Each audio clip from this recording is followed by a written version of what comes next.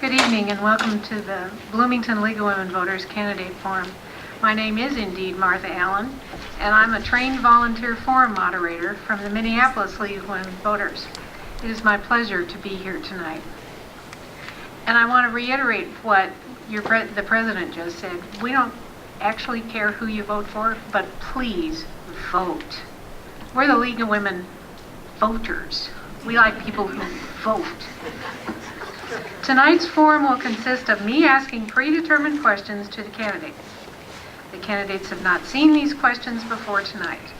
Each candidate will have 1 minute to answer each question, and answers will be timed, and I will tell you to stop. Our volunteers will hold up warnings when there are 30 seconds left and 15 seconds left. We appreciate each candidate's respecting our timing constraints. Because of the tight schedule, we will not be asking for questions from the audience. If you have a question that's not covered, we'll be happy to take your question and contact information and pass it on to the candidates. But you know what? The much better idea is just buttonhole them afterwards. They're people. They want your vote. They'll listen to you. They might even respond. You never know. Unless there are any questions about the format, we'll begin. Timekeepers, are you ready? We'll start off with 2-minute introductions, and we'll start right here with Paul Rosenthal and just go down the row.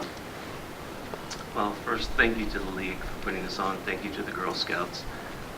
My name is Paul Rosenthal, and I represent District 49B, which is western Bloomington, a little bit of Eden Prairie, southern Edina, and Minnetonka. And it has been a privilege to represent you. I approached the legislature in a kind of unique way. I don't look at it as, I approach every bill as something that is bipartisan. The vast majority of my bills have Republican co-authors, and I try to do the same thing for them because it gets us working together from the very start. And to me, that's the most important thing, is getting things done. And this was an historic session in some ways, especially in education. We did early childhood scholarships, funded all-day kindergarten, and froze tuition at the University of Minnesota. It really, really was a lot of good work that went into it. I sit on the Higher Ed Committee, the Civil Law Committee. I don't know why, I'm not a lawyer. I also sit on Transportation Policy, and I'm the Vice Chair of the Public Safety Committee. And while we did a lot of great work moving Minnesota forward, I'm asking you tonight to give us another chance because we're not done. There's a lot of things that need to be addressed. Minnesota is in the best shape it's been in a long time. We have an honest, balanced budget for the first time in over 10 years. We paid back the school shift, which the previous legislature took $2.3 billion to balance the budget. And I'm happy to get into the debate, and I'm very anxious to get back to the people's doors because that's where I'm the best, talking to you one-on-one. And I truly represent everybody. Thank you.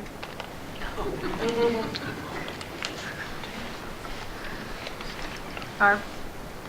Well, I want to thank the League of Women Voters for sponsoring this forum this evening. In the 2 minutes that I have, let me tell you why I'm running. I'm in this race because I'm committed to a better future for our state. I'm concerned about how our taxes are spent.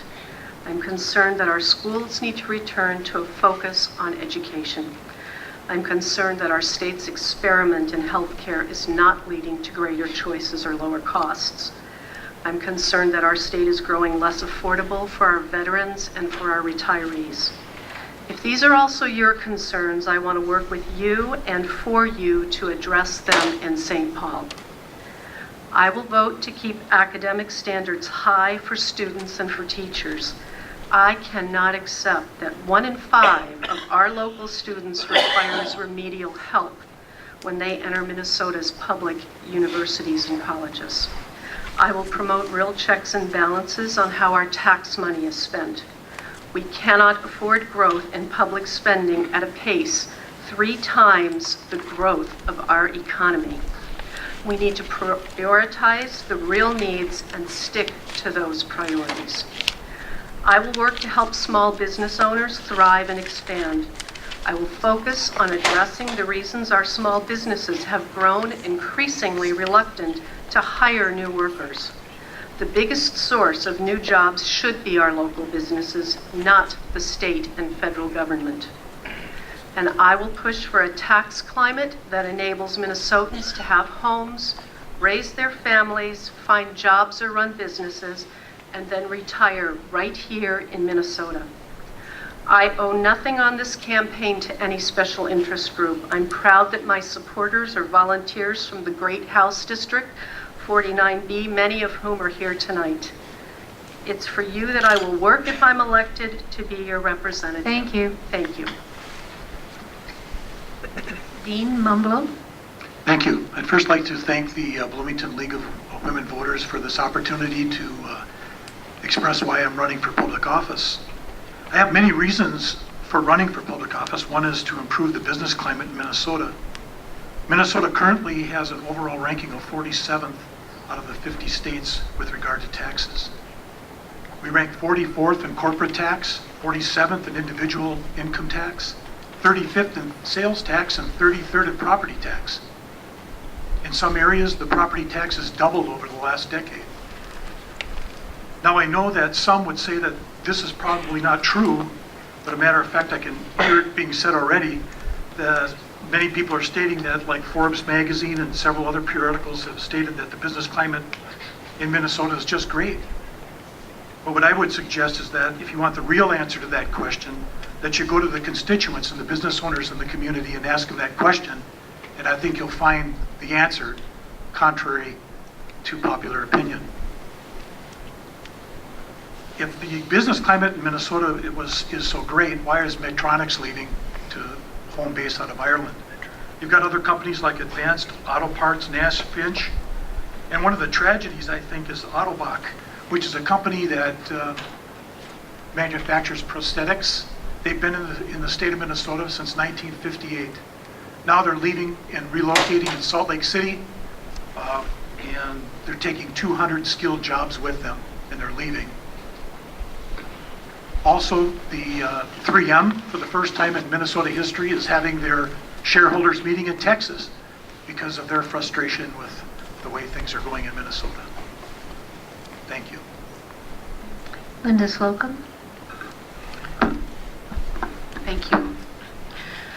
I'm Representative Linda Slocum, and I'm seeking re-election to the Minnesota House of Representatives because I want to see the progress that we've made in the last few years continue. By numerous non-partisan, and I want to repeat, non-partisan groups and news organization assessments, we've moved Minnesota forward in an unprecedented rate. The budget is honestly and transparently balanced, without gimmicks. We paid back the money borrowed from our public schools, added scholarship money to early childhood education, provided needed funding for K-12 schools, funded all-day kindergarten for all Minnesota kids, froze college tuition, provided property tax relief for middle-class Minnesotans, and put money into a rainy day account. We help businesses in our community. The Toro Company in Bloomington here received $750,000 forgivable loan to expand from the Minnesota Investment Fund. Endeavor Airlines received $550,000 forgivable loan from the Minnesota Investment Fund to move their headquarters from Memphis to Minnesota. We've added these strategic investments mean good paying jobs for our communities. 151,000 jobs have been added since 2011 in Minnesota, and that's from nonpartisan management and budget office. Since 2011 in Minnesota, and our unemployment rate is 4.3, well below the national average of 6.2. Forbes magazine, hardly a left-leaning publication, ranks us third best state to make a living this year and the 8th best state for business. I'm running. I want to see Minnesota continue this progressive trajectory. We're doing great, and I want it to keep going. Thank you. Xavier Bickett. Very good. Thank you. Thank you everyone for being here today. not just the candidates for stepping up and trying to lead the community, but everyone who's actually here in the room today, the League of Women Voters. What the League is doing is exactly what I'm advocating for, which is finding voluntary solutions to issues. I mean, it's a voluntary organization, so I applaud you guys for doing that. All the candidates here who are coming out, it takes a lot of time out of our families, out of our work to be here. And so thankful, I told my wife I'd thank her at home. You know, I wanted her to come, but she's running the household. You know, she's at home while I'm out doing this door knocking and working. So thank you all for being here in the class here as well. You're going to hear a lot of things today from all the different candidates, a lot of statistics, a lot of positions, and I'm going to tell you a little bit about why I'm running. I submitted my candidacy for the State House to be a voice and a champion of liberty. And so a lot of you are probably wondering, well, what does that mean? And what that means, being a voice for liberty, is finding voluntary solutions to community issues, to local issues. And so what I'm going to try and find is ways that we can solve problems in the community without always having government be involved, telling us how to solve these problems, enforcing regulations or forcing taxes on people, because I truly do believe people can come together for the betterment of the community without being forced to do so. And we'll hear a little bit more about that today. My bachelor's degree is in business administration, a little bit about my education. I also have an associate's degree in accounting and tax. And my work experience involves working in the investment and insurance industries as a sales professional, as well as being a college recruiter for focusing on recent high school graduates. So again, thank you all for being here and being a part of this process. Ann Leszczynski. Thank you, and thank you to the League for having us, and to the Girl Scouts, of course, as Representative Rosenthal mentioned. It was very nice to watch the honor guard and appreciate the flag presentation. My name is Ann Leszczynski, and I'm a state representative in Bloomington, and I'm running again for re-election. And I'm hoping that the people of Bloomington will consider re-electing me. It has been my incredible honor to serve the community as a city council member, and before that, I guess, a planning commissioner and parks commissioner. But first I was a city council member, so being here tonight in this chamber is nice. And then I went on to run for the state legislature. The district, for folks who are trying to figure out where we all physically are, is about a third West Bloomington, a third Central Bloomington, and a third East Bloomington. It's the southern half of the city. And I say central because a lot of people debate where the line between East and West is. But it's about a third, third, and third. So if you're in the southern half of the city, you live in 50B, and that's the district I'm running in. It has been just such a delight to work with so many people here in this room, and I want to continue that. Just a little bit about my approach to governing. I am a collaborator. I'm data-driven. While I'm in one party, I don't think just one party has all the right ideas, and my track record demonstrates that my biggest priority is the people of Bloomington. I can be relied on to further Bloomington's interests and try to do what's best for Minnesotans. I love to hear from people. I'm very accessible. I'll get back to you. And we may not always agree, but I hope you'll contact me with any questions that are not covered after tonight. Thank you. Okay, we'll start with the first question for Paul Rosenthal, and then we'll just go down that way. And this is 1 minute each, remember. Voting rights have been discussed nationally in recent years with focus on same-day voter registration, voting while on parole, and voter ID. Do you believe there are any needed changes to our current voting system in Minnesota? Why or why not? Thank you. I ran very heavily against voter ID. While there may be one or two people slipping by, we should not disenfranchise the majority because of a few. So I think we did a lot of things this last session. Early voting, which started, I think, last week. And, Minnesota has a proud history of being a state that comes out heavily. And I think that's something that we all should appreciate and continue to work towards. I would say voter integrity is of supreme importance. The problem is that one person that votes illegally disenfranchises your vote. We now have voters registering on election day. I work as an election judge. I've observed this. They vote. Their eligibility is often not verified until after the election when their vote's been counted. When it's too late, they can't be confirmed. We've had ineligible felons voting in Minnesota. That is more than 1 or 2 people that have slipped through the cracks. I personally supported, and I continue to support the use of voter ID. I need my ID card to do almost everything in our society. To me, our vote is too dear, and people have fought and died for my right to cast that ballot. Thank you. Dean?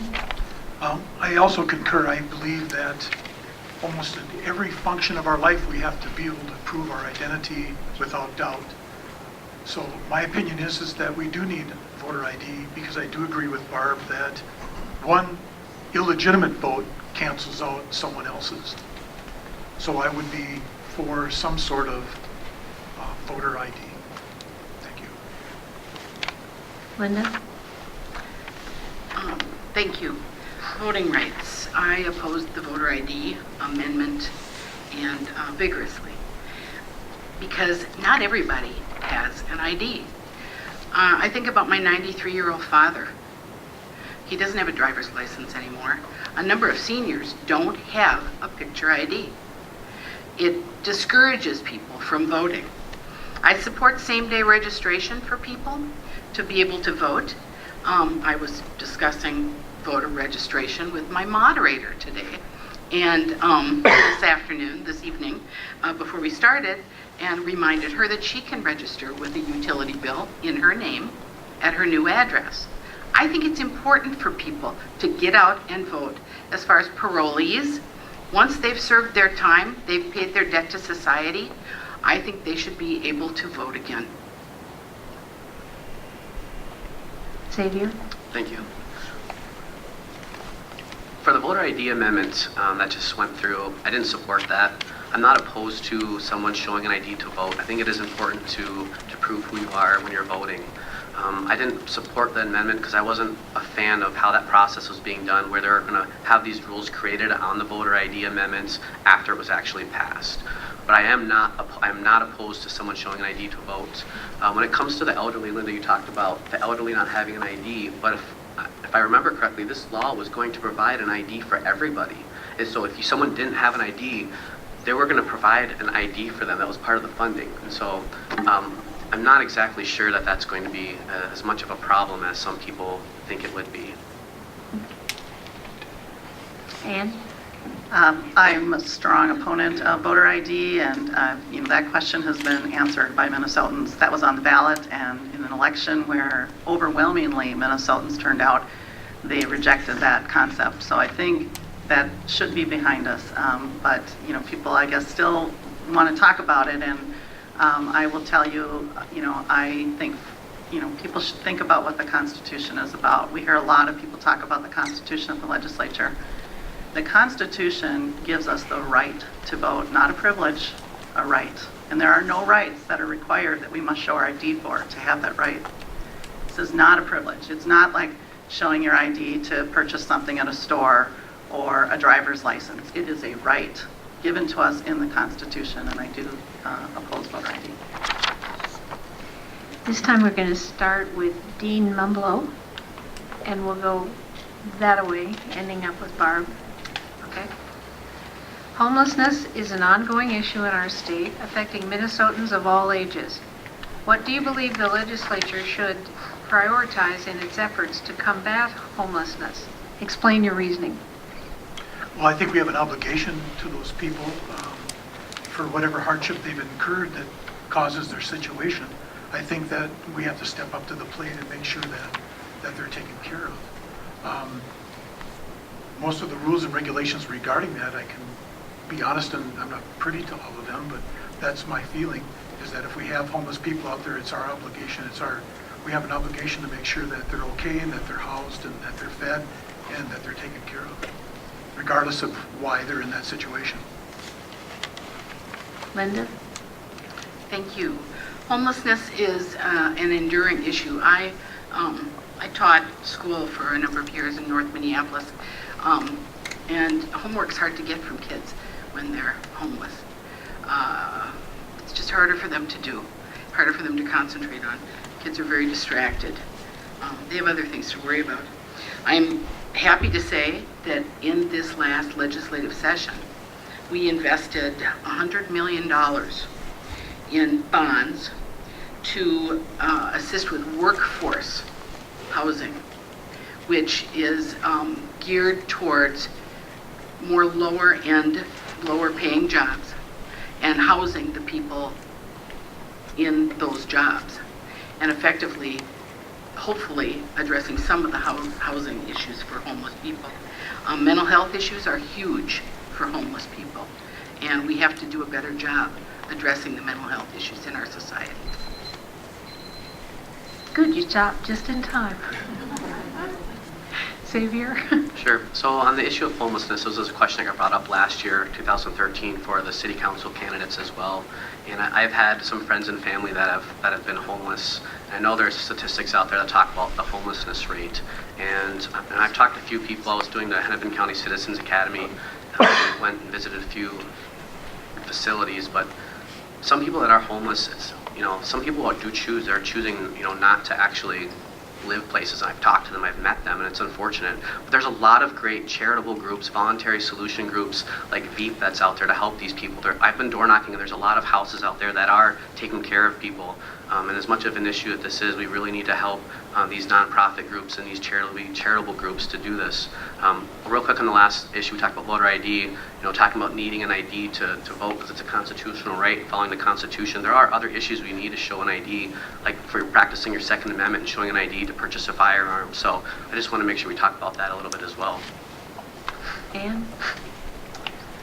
Yes, on homelessness, Linda said a lot of what I would have said, and I would simply add to that just as an individual in our community, my faith speaks to me on this issue, and I know so many people in our community. My opponent mentioned VEEP. VEEP is a great organization, and it's one of many Bloomington organizations that are working with folks who need assistance. We've got Bridging and Loaves and Fishes, VEEP, and Oasis for Youth, and Cornerstone, and this is the private citizens, many in this room, who help in this regard. But there is a role for government in homelessness. It cannot be done just voluntarily. And as Linda mentioned, the $100 million done in bonding should help. These local entities cannot bond for debt. They can't do certain things that the government can do. I feel we have an obligation to the social net for those who often, for no reason of their own doing, are found in an emergency situation, and I think we should. Thank you. Well, Ann and Linda pretty much summed it up, but for me, the bill that meant the most to me was the Homeless Youth Act, which I carried in 2009. And it passed the House floor only to have the funding line item vetoed out and by Governor Plenty. And this last year, we passed it again.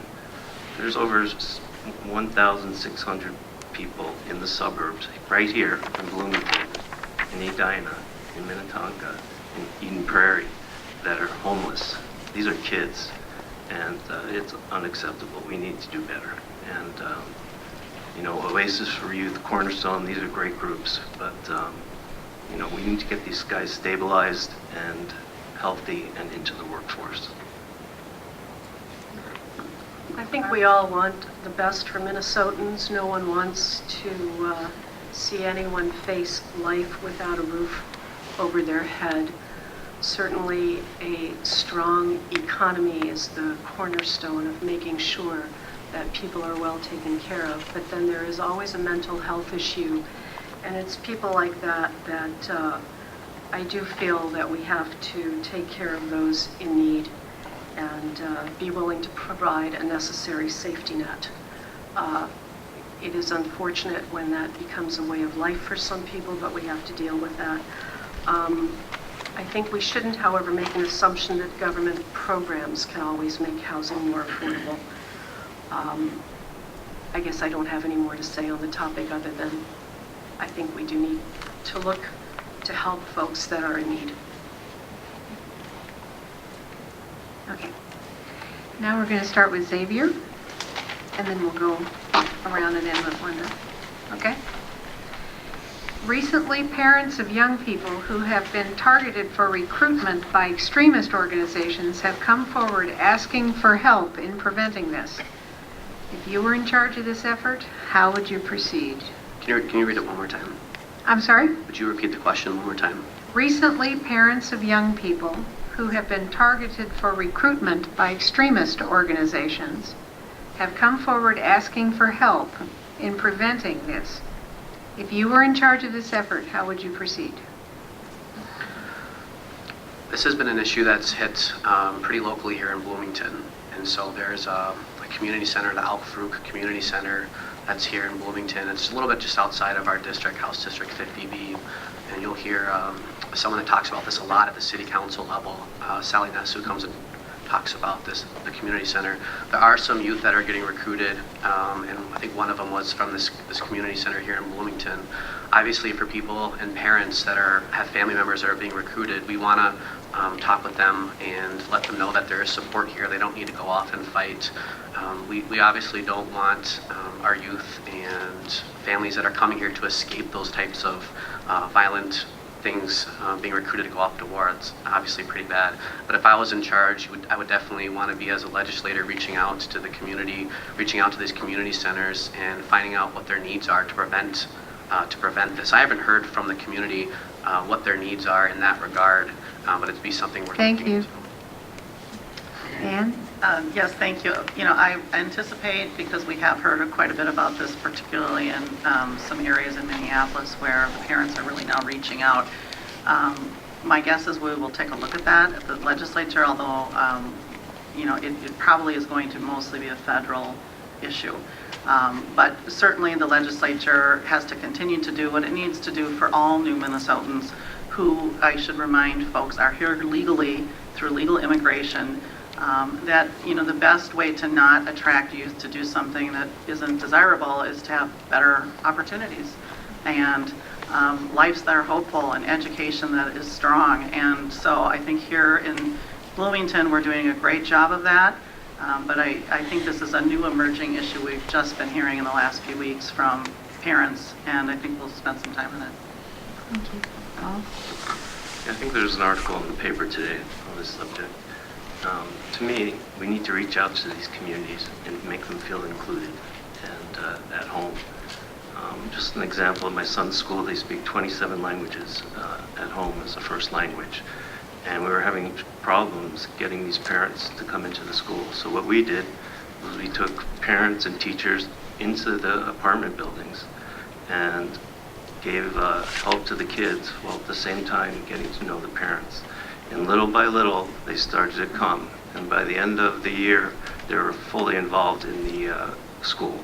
So I think we need to be more involved as a community in embracing these people and making them feel at home and feeling like they have an opportunity. Well, I have to say, once it's gotten to me, I feel like there's very little I can add. I think we need strong family units in our communities. We certainly need schools that are very supportive so that people do feel like they're at home here. I will be quite honest and say that as I am out door knocking in this community, this is not something that's ever been brought to my attention. That doesn't mean that it doesn't exist. It's not something that I've been familiar with. People are talking to me about their concerns about education, about jobs and job growth, about whether or not they can continue to live in Minnesota and afford their property taxes once it's time for them to retire, and a lot of concerns that small businesses have expressed. So I'm just going to be very honest to say this is new to me. I'm very willing to learn more. I'm very willing to give it a great deal of thought and study, but I have very little that I can add to what's been said. Thank you. I think we need to reach out to these parents and children and work with them to resolve these issues. I think that ones that are tempted to do these things feel like they have no future here. They come to the United States to realize the American dream, and then it seems like we shut the door on them. I also think that the government should be pretty stern on these recruiters. I think there should be severe penalties for people that incite violence against our society.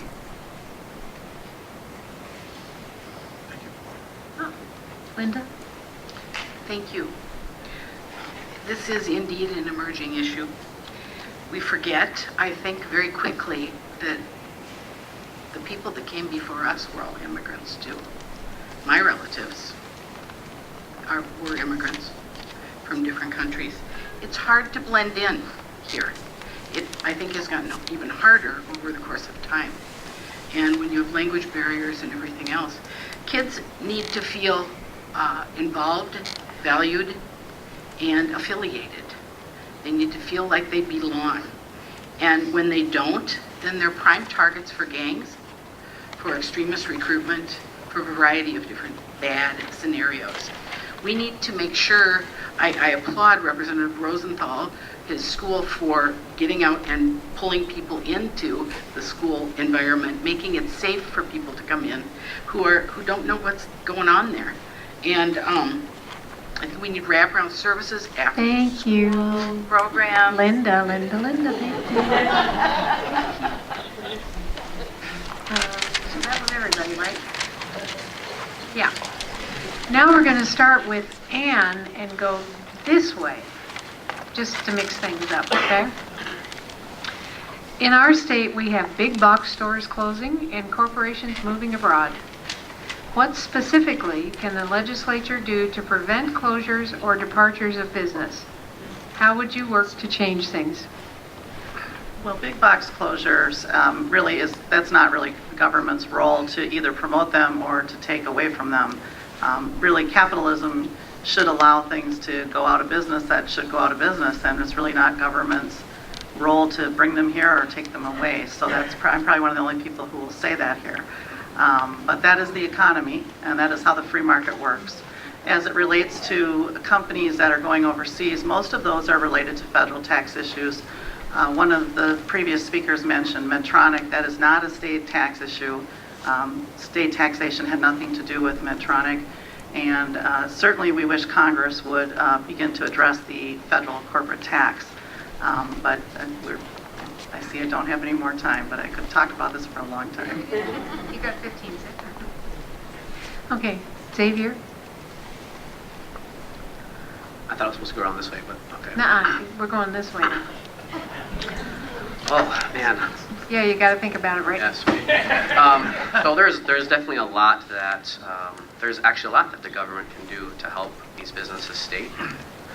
They can lower the taxes, they can lower the regulations.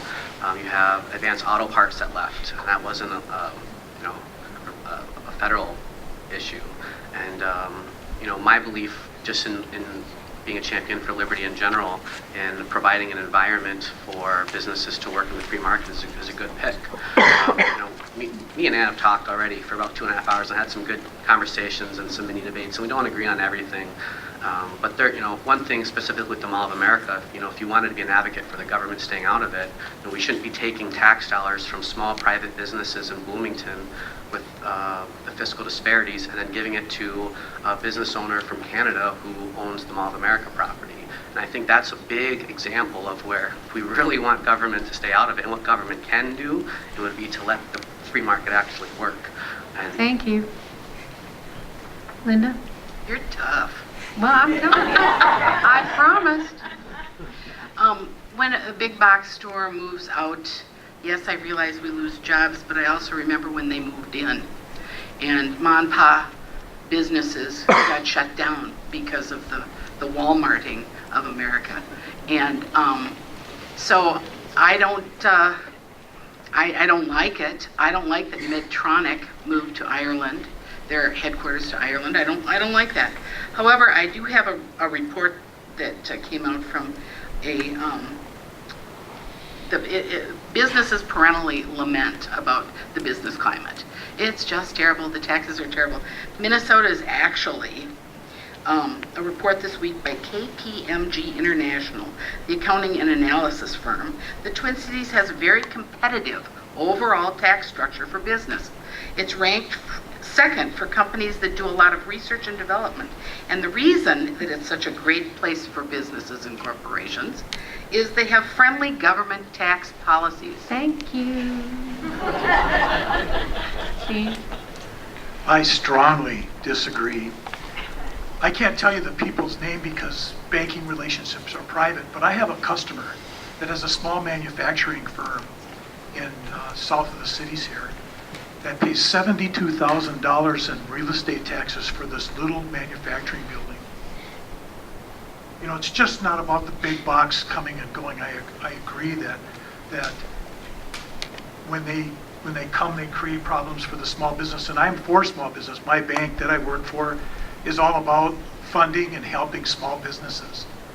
I think one of the problems with Minnesota, contrary to what Ann thinks, is that through this economic downturn, I've seen my customers come in that have absolutely no equity left in their companies. And that's because the government keeps grabbing during a down recession when business is bad, but the government still takes it. And it's the small business. That's why all of these Thank you. malls are empty. Thank you.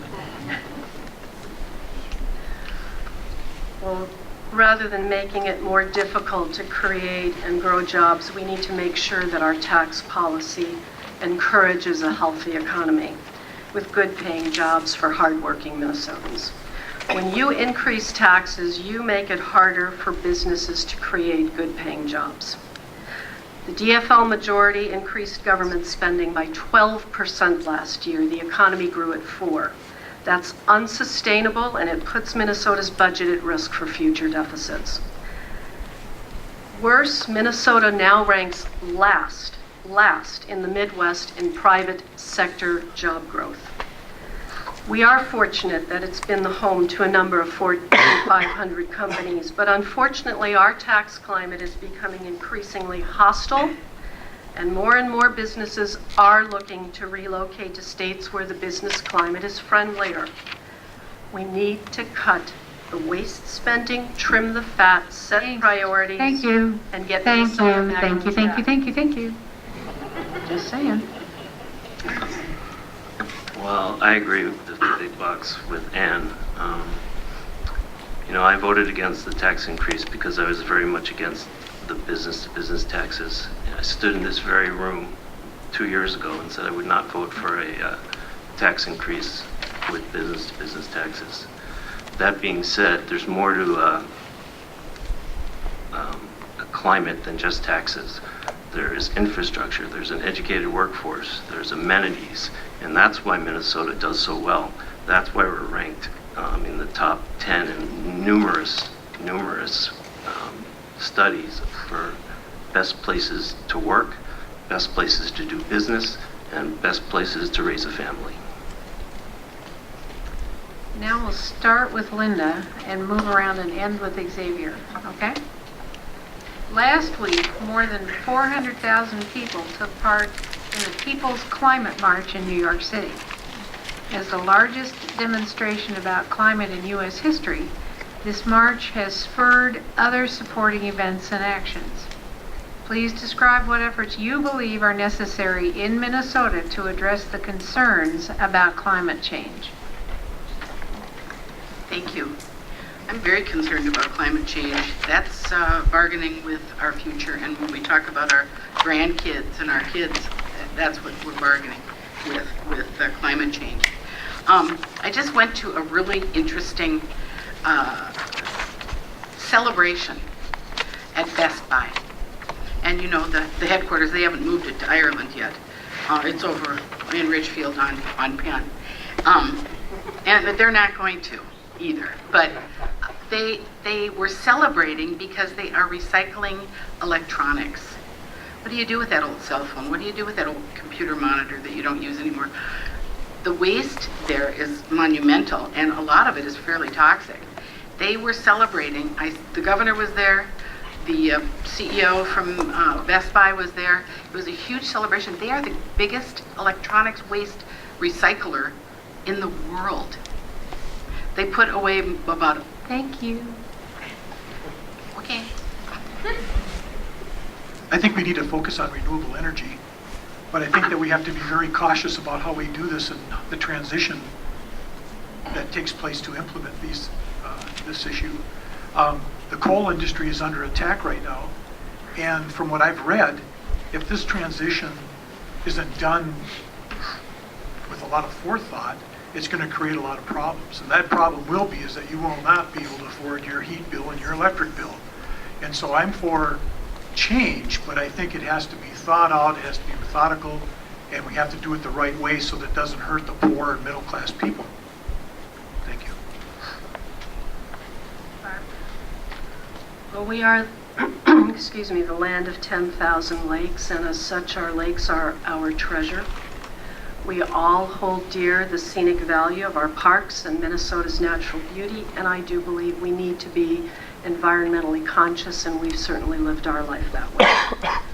But if we take it to something that's happening right now in Minnesota, we can use the example of Polymet, where I think environmental concerns have gone awry. They've wanted to mine for copper and nickel in northern Minnesota and create jobs. Now, whether you agree or not with their proposal, it should not take us 8 years, an impact assessment of 2,200 pages, $65 million, and 7 state and federal agencies to tell them yes or no based on environmental concerns. It should not be that hard to do business in Minnesota. So I think our solutions have to champion a Thank return you. to Minnesota's. Thank you. Well, I do believe that climate change is real and that we need to start transitioning as we have been with renewables. About 10 years ago, you could check off on your Xcel Energy bill whether you want to be provided with 10% wind energy. And at that time, it was more expensive. Now it's cheaper. Right here in Bloomington, we have 10K Solar, which is really doing amazing things with solar panels. So I think when the technology is there, we should be moving towards that. And as far as the Polymet mine goes, I don't think we're moving too fast at all. If you look at the procedures, if something goes awry, they say it will take 500 years to clean it up. We haven't been a country for that long. And so I would take measured steps, and our environment is our future. Ann? Yes, climate change, I think we all know is real, and we all need to participate in solving the problem, both individually, whether it's how we're living our life through conserving and reusing and reducing our own consumption. And was mentioned, we do need a bigger reliance on renewable sources. I was pleased to be part of the effort to bring a required amount of renewable sources to Minnesota. Governor Plenty signed that legislation, and it's forcing us all to have more renewable sources, and I think we need to go further than we have even in current law. One of the problems is commercial uses. They have a lot of lobbyists at the Capitol, and they don't want to necessarily meet those renewable goals, but they must be met if we're going to have anything to say about climate change. So, I do think that the renewable future technology and innovation is going to be the key for us as we move along with this problem. Xavier? Thank you. I agree with a lot of what was said here. The environment is changing, and people do have an impact on their environments. Linda talked about Best Buy recycling. That's a great, solution where companies are taking that initiative, that voluntary solution to start recycling on their own without being forced to. Dean talking about renewable energy and talking about, I think it's great. We definitely can't shy away from that, which will have a less impact on the environment. And then the Bloomington Sustainability Coalition here, when I'm running for city council, I had a chance to meet with some of their voluntary leaders and some of the things that they do. And they're always talking about issues and how the community is affected by actions that companies take or actions that people take. And they came up with some interesting solutions and ideas. And they're definitely worth looking over and finding out if they're more plausible for companies to take on. And it doesn't have to be government forcing this regulation on that company. The Best Buy is a great example where companies can do this on their own, and we can use our stamp of approval, voting with our dollars every day on deciding which companies we want to support with our business. Thank you. Okay, this time we're starting with Barb, and then we'll end with Dean, okay? Last question. Alrighty. Gun control issues continue to be discussed nationally. Many have voiced the opinion that, quote, it's not if, but when a critical gun-related situation will happen in Minnesota. Please explain where your vote lies on laws regarding the purchasing, storing, licensing, and carrying of firearms. Well, I support the Second Amendment, and I believe that people should be able to protect themselves. Minnesota gun owners comprise a good percent of our population, and for the most part, they're law-abiding citizens. There will always be exceptions, no matter what laws we put into place. I'm not aware at this point of any legislative plans to change our laws. We should enforce those that we have in place, that are on the books, and of course, always address any loopholes as they may exist. It seems to me it would be more valid to have a discussion and address the underlying causes of mental illness in our society. Paul? Well, actually, last year we did pass a bill that addressed mental illness and gun ownership, especially having to do with domestic assault and abuse. I support background checks, especially at gun shows. I was the vice chair of the Public Safety Committee. We held 3 days of hearings on this issue. And to me, it's common sense. We're not trying to take away people's guns, but we want to make sure that, the right people, not the right people, that checks and balances are in place. And simple background checks, to me, is not a big leap.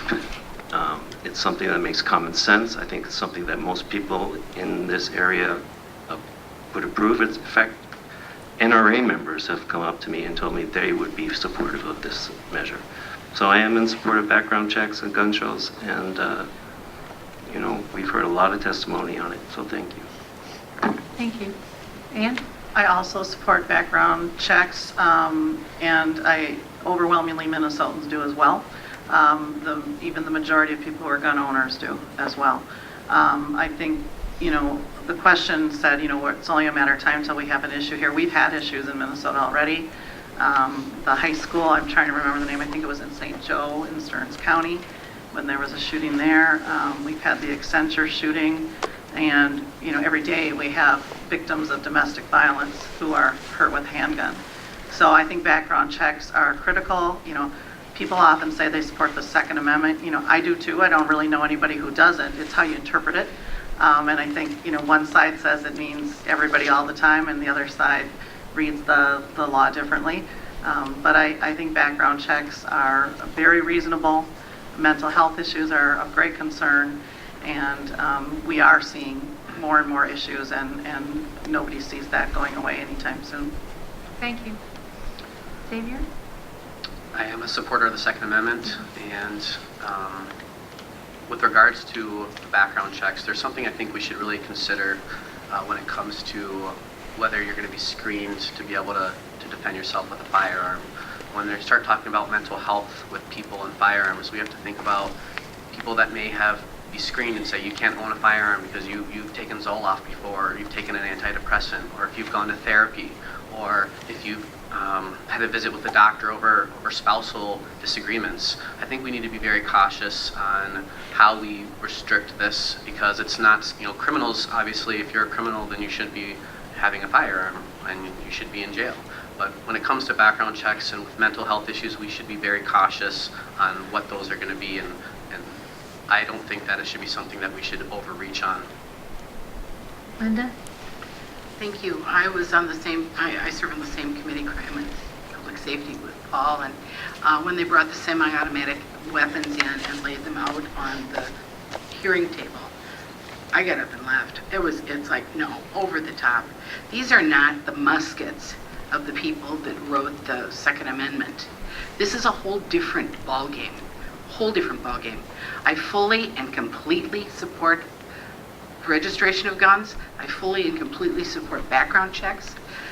People kill people. It isn't the guns, so to speak, but if the guns are accessible, it sure makes it a whole lot easier.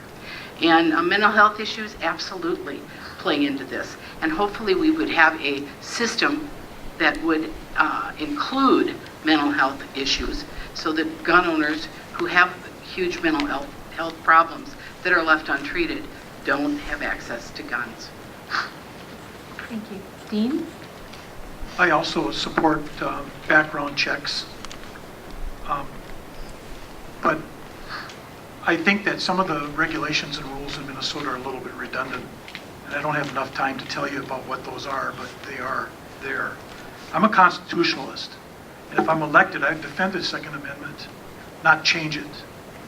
Matter of fact, the oath of office that several of these people sitting on this board today have sworn to defend it, but then they pick apart at it. The Second Amendment has been with us for over 200 years. I don't think it needs to be changed. And contrary to what Ann might think, it has been defined by the Supreme Court as to what it means and who can have it and who doesn't. So that's my opinion. I think that we do need registration, though, and background checks, especially in gun shows, because they don't know who they're selling them to. So reasonable gun legislation is fine with me, but I don't think we need to compromise our rights to self-defense. Thank you. You know, this is the great thing about democracy. Listen to these people. They don't agree on anything. Isn't it great? You guys really have some good choices this fall. Thank you. That's the end of the forum. What about our closing?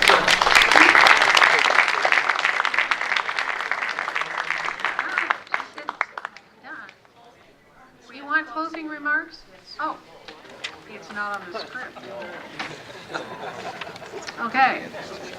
1 minute for closing remarks. It's on that script over there. It's a long story, people. We're supposed to start with Linda Slocum and proceed this way, ending with Xavier.